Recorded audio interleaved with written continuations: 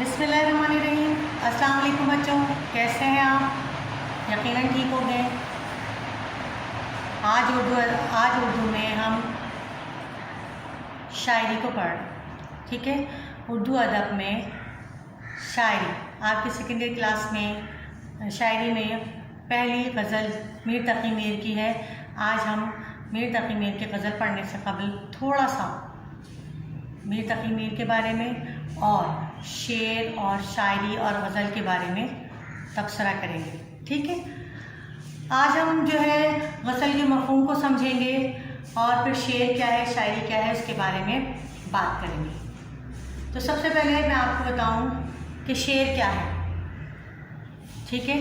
देखिए मैंने बोर्ड पे भी लिखा हुआ है। इससे शायरी में आज हमने क्या पढ़ना है, उर्दू गज़ल, ठीक, और शेर का मफ़हूम और शेर की अक़साम, ठीक, ये हमने पढ़ना है। शायर का तारुफ़ और शायर के कलाम पर तबसरा, सही है। और शायर के कलाम पर तबसरे में हमें जो हेडिंग्स दरकार होती हैं मैंने वो लिख ली हैं ताकि आप लोगों को मैं वन बाय वन समझा सकूं, सही। तो अब हम सबसे पहले हिस्सा शायरी में हम पढ़ेंगे शेर का, पहले पढ़ेंगे शायरी क्या है। ये मैं बता चुकी हूँ, जब मैंने हम पढ़ाई थी आपको इससे कबल शायरी में, उसमें मैंने आपको शायरी का और शेर का मफ़हूम बता दिया था, पढ़ा दिया था, समझा दिया था। लेकिन चूँकि जो है टाइम हो गया है, इसलिए हम थोड़ा सा उसको रिवीजन कर लेंगे। तो सबसे पहले मैं बताऊँ शेर क्या है। शेर शऊर से निकला है, शेर शऊर से निकला है और शेर के लफ्ज़ी मायने हैं। शेर जो है शऊर से निकला है, जिसके मतलब है, जिसके मायने हैं कि आप किसी शय के बारे में, किसी चीज़ के बारे में, उसकी हकीकत के बारे में जानना और उसकी माहियत को बयान करना, ठीक है। ये है शेर की तारीफ़। अच्छा, और शायरी क्या है? शायरी है इंसानी जज्बात और एहसासात को लफ्ज़ों के ज़रिए बयान करना, शायरी कहलाती है, ठीक है। शेर की तारीफ़ हम इस तरह से भी कर सकते हैं कि शेर एक ऐसी नसर है जिसमें काफ़िया और औज़ान हो, जो अक़ल और ख़याल के साथ सच्चाई से हमकिनार हो। मशहूर शायर कौलराज के मुताबिक शेर का सीधा साधा सही मकसद खुशी हासिल करना है, सच्चाई की खोज लगाना नहीं। शेर अल्फाज का ऐसा इस्तेमाल है जिससे तक़य्युल धोखा खा जाए। जो काम मुसव्विर अपने रंगों की मदद से करता है वो शायर अपने लफ्ज़ों की मदद से करता है, ठीक है। लेकिन क्या होता है कि शायरी में औज़ान होते हैं, सही है। शेर में औज़ान होते हैं, जैसे रदीफ़, काफ़िया, मतला, मक्ता। इसके बग़ैर शायरी जो है शेर कंप्लीट नहीं होता। जैसे जैसे हम शेर पढ़ते जाएंगे आपको रदीफ़, काफ़िया, मतला, मक्ता के बारे में भी बताते जाएंगे, ठीक है। अब हमने बताया बच्चों आपको, तो ये शेर तो आपने समझ लिया कि शेर क्या है और शेर की जो है मफ़हूम क्या है। लेकिन आपको ये नहीं पता होगा कि शेर की भी अक़साम है। मालूम है आपको? नहीं ना। शेर की भी अक़साम है, जैसे कि शेर की बहुत सारी अक़साम है। जैसे मैं पहले बताती हूँ। नंबर 1 दाखिली शेर, नंबर 2 ख़ारजी शेर, ठीक है। फिर इसके अलावा रमज़िया शेर और बयानिया शेर और ड्रामाई शेर। अब थोड़ा थोड़ा इनके बारे में ज़्यादा लंबा चौड़ा नहीं बताएंगे, लेकिन थोड़ा सा बताएंगे ताकि आपको शेर जो है क्लियर हो जाए कि शेर में क्या क्या चीज़ें पाई जाती हैं। दाखिली शेर क्या होता है? शायर अपने ख़यालात, अपने जज्बात, अपनी ज़ात के बारे में जो तजुबात बयान करे वो दाखिली शायरी कहलाती है, ठीक है। जबकि ख़ारजी शायरी क्या होती है? जिसमें शायर अपनी ज़ात से हट कर कायनात की मुख्तलिफ़ चीज़ों के बारे में बयान करे, ये दाखिली शायरी है, जिसे दाखिली शेर कहा जाता है। ऐसी शायरी जो दाखिली मीर तक़ी मीर की शायरी जो है दाखिली है, जबकि उनकी मसनवियाँ जो हैं वो ख़ारजी। इससे समझ में आ जाएगा आपको। अच्छा, रमज़िया शायर क्या होती है? रमज़िया शेर क्या होता है?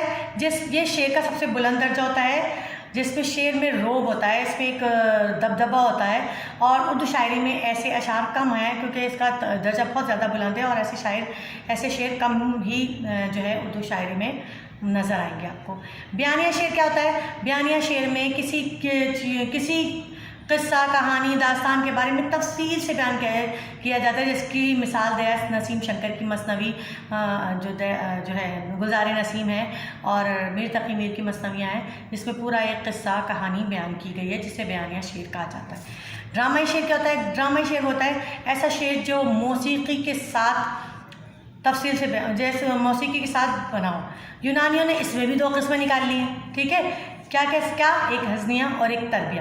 ہزنیہ وہ شعر ہے جس میں سنجیدگی پائی جائے, جو سنجیدہ بہت زیادہ سنجیدہ طریقے سے لکھا جائے, بولا جائے, اور جبکہ تربیہ میں مزاحیہ مذاقہ کس طرح ہو کہ جس کو پڑھ کر یا جسے سن کر لوگ ہنسیں اور اس پر ریئیکشن دیں. ٹھیک ہے, تو یہ تھی شعر کی اقسام. اب ہم آتے ہیں اپنی غزل کی طرف, جو ہمارا آج کا موضوع ہے. تو بچوں, ہم نے غزل فرسٹ ایئر میں بھی پڑھی. ٹھیک ہے, غزلیات ہم نے فرسٹ ایئر میں بھی پڑھی, اور میں نے فرسٹ ایئر میں بھی آپ کو غزل پڑھانے سے قبل سمجھایا تھا. ٹھیک ہے, اور غزل کا جو ہے لفظی معنی عورتوں سے باتیں کرنا, اور اس کے دوسرے معنی ہیں ہرن کی چیخ. لیکن دونوں معنوں میں اگر آپ دیکھا جائے تو دونوں معنی جو ہیں اس سے ہم مطمئن نہیں ہوتے. لیکن اب میں آپ کو شاعری کی اصطلاح میں بتاؤں کہ شاعری کی اصطلاح میں غزل کی تعریف کیا ہے. ایسی نظم کو کہتے ہیں جس میں الگ الگ شعر زندگی کے مختلف موضوعات, تصوف, خوشی, غم کو بیان کریں. ٹھیک ہے, غزل ایسی نظم کو کہتے ہیں جس میں الگ الگ شعر ہوں اور جو زندگی کے مختلف موضوعات یعنی تصوف, غم, خوشی وغیرہ بیان ہوں. صحیح, تو یہ ہو گئی غزل کی تعریف. اب آپ دیکھیے, عورتوں سے باتیں کرنا اور جو ہے ہرن کی چیخ, یہ دونوں الگ الگ باتیں ہیں, لیکن غزل کے معنی جو دیکھا جائے تو وہ یہی ہیں.